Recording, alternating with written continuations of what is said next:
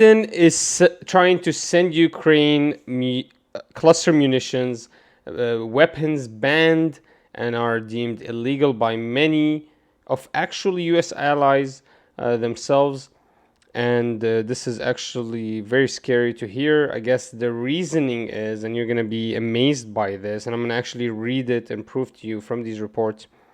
The reasoning is that I guess they're running out of munitions to give them. They've wasted all the munitions they can give, and so they're just sending out more weapons. I'm going to show you a segment where they sell the munitions, and the reporters literally talks about how it's amazing it is to kill so many Russian soldiers with these cluster munitions. And then I want to talk to you guys and show you another video of basically a retired general in a press briefing explaining that the use of these cluster munitions is to basically inflict as much damage on vehicles and personnel. So let's go ahead and jump right in, boys. You're going to be amazed by this. Biden weighs giving Ukraine weapons banned by many U.S. allies. Ukraine is seeking cluster munitions, which are known to cause grievous injuries to civilians as munitions supply runs low. So that's the only reasoning they're literally doing this, is because the supply of munitions is running low. Mr. Biden has come under steady pressure from President Zelensky of Ukraine, who argues that the munitions which disperse tiny deadly bomblets are the best way to kill Russians who are dug into trenches and blocking Ukraine's counteroffensive to retake territory.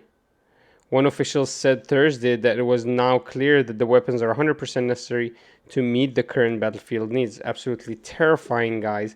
And you're going to see this reiterated in this video that I'm going to show you here. And just look how they sell war. These reporters and whoever comes on TV is literally there to sell war. And I think there's like they start psychologically manipulating you. There's like a good cop, bad cop simulation happening. I'll show it to you. It's absolutely amazing that we caught this in 4K. Look at this report.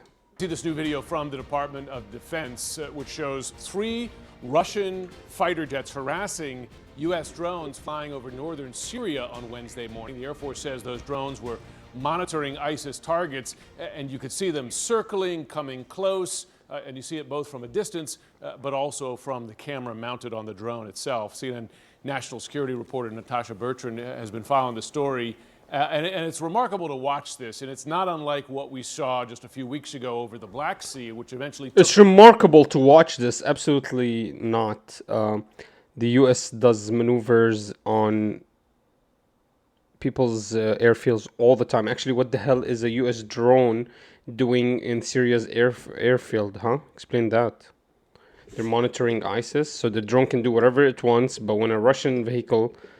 your flying vehicle obviously comes anywhere close or tries to intercept, it's a act of aggression. Actually pretty cool of you to understand that it's an act of aggression to operate in these airfields. That drone I guess what it is USA actually believes these are their airfields. I think it's like the northern part of Syria. U.S. drone down. How close does the Pentagon say this came to taking this one down? Yeah, Jim, so the Pentagon is saying that this was a very unsafe and unprofessional maneuver by these Russian jets. It was 3 Russian jets going after these 3 U.S. drones that were conducting an anti-ISIS mission over Syria. And what the Pentagon says is that no drones were actually taken down in this maneuver, but that they got really, really dangerously close to the drones. You see how she fearmongers you? It's unsafe, unprofessional. They got dangerously close. She said it twice, or she said it once. They got really dangerously close. In a way that could have posed a risk, of course, to people on the ground. She cares about people on the ground. You know what's the joke? This same reporting, they're going to talk about how scary it is to use cluster munitions and why they are illegal, and the reporter's going to act like the good cop and why we should not actually use these munitions, and the guy actually gets pissed. I don't think she was meant to do that. the drone itself. Now, what we are learning is that according to this video that was released by the Pentagon, the Russian jets approached the drones and started releasing parachute flares, ostensibly to block their view. And one of those Russian fighter jets then came in front of one of the drones and engaged its afterburner again to try to block its. Look how much they scaremonger you over like just an airplane like and just messing around with another kind of evasive maneuvers. Now, this kind of behavior by Russian jets, it is becoming more common in the region. I guess Syria, just the airfield is just shared by everybody. Everybody show up. Turkey is here. This is why in the Quran, man, they talked about well, not in the Quran, but the Prophet talked about how the Bilad al-Sham, Sham, Syria basically, Iraq, all those areas, Palestine, they're going to be where all the fighting happens. We saw just a couple months ago, as you mentioned, that Russian jet take down a drone over the Black Sea. And it's not only against drones that these Russian jets are becoming more aggressive. According to the top U.S. commander for Air Force operations in the Middle East, these Russian jets have also been harassing American manned fighter aircraft. And what he said is that it was almost like they're trying to dogfight with them in the air, Jim. So clearly a big concern for U.S. officials here. Exactly. I mean, of course, the difference, you got a pilot in there, and then the danger is much greater. The danger for escalation, and others have made the point, Russian pilots don't or are not expected to act on their own. So this would, as if you're not praying to God that they escalate, as if that's literally all you guys are praying for. Seem to happen with some approval from higher up. Another topic, if you keep creating false flag attacks just for that. Natasha, and that is this new military aid package for Ukraine that appears to include these cluster munitions Ukraine has been asking for some time. Why? Why now? And why is the U.S. choosing to do this despite criticism for the use of these kinds of munitions? Yeah, Jim, so we are expecting an announcement tomorrow from the Biden administration that they will be providing a new military aid package to Ukraine that will include these controversial cluster munitions. And these are controversial because these are munitions that when they are deployed, they scatter bomblets across large areas. And some of those bomblets can actually fail to explode on impact. So they leave duds behind that could pose a risk, a long-term risk to civilians. And we're told that the Biden administration has changed its tune on this over the last several months because of how the counteroffensive is not going as fast as they had anticipated, and Ukraine is really burning through artillery ammunition. So these cluster munitions could help fill that gap in ammunition, and U.S. officials say they could actually have a pretty significant impact on the battlefield. Not necessarily a game changer, but something U.S. officials say could help Ukraine make more progress, Jim. Yeah, it appears the argument here is you got all these trenches there, you've got soldiers dug in, it's a way to go after those many thousands, many tens of thousands of Russian soldiers dug in. Yeah, let's go after the many tens of thousands of Russian soldiers. But poor Ukraine, they're suffering. But let's kill all the Russian soldiers. I still, till now, I don't know how you guys can pick a side like that. It's crazy to me. That's why I like Trump's answers when it comes to this. He's always like, I am. Are you for Ukraine or Russia winning the war? I am for human life. I'm for human dignity. I want to stop the war. These guys just want to murder more. Look at this. About the capability. Yeah. Tell us about the capabilities. Here. Just talk to us a little bit about the capabilities. This guy came to sell the call capabilities. Dual purpose, Brian Tracy lookalike. Improved conventional munition, and it's a bomb that goes off, but then it spreads these bomblets over a much larger area, and these are bomblets that they can go after tanks and armored vehicles. The fuck? Why do they call them bomblets? Depends upon what ignites them. It's not a coloring book. It's bomblets are. It's like a cute way to say bomb. That's crazy. The challenge always is that these become very, very dangerous from the human interest capacity. What's going to happen to the civilians after the fighting subsides?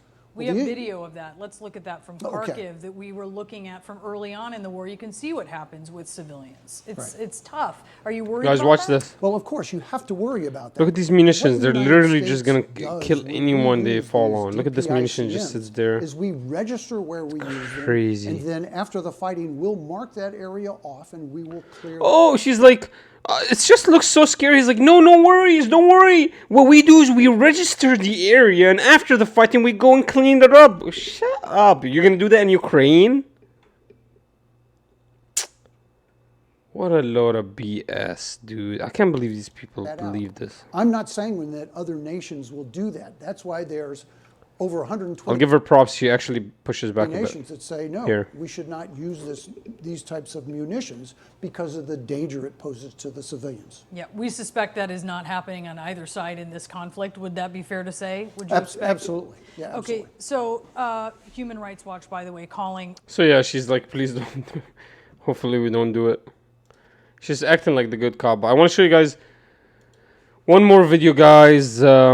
If you thought that they are not out there pushing as much munition, as much weaponry as they can to kill the Russian soldiers, this general here is going to go ahead and reiterate. He's not going to tell you that, he's not going to give you a date when these munitions are going to get there, cluster munitions, the illegal weaponry, but he will for sure tell you how amazingly effective they are. He's going to sell it to you again. Talk about the decision, but I'm going to talk about the process of consideration of these munitions.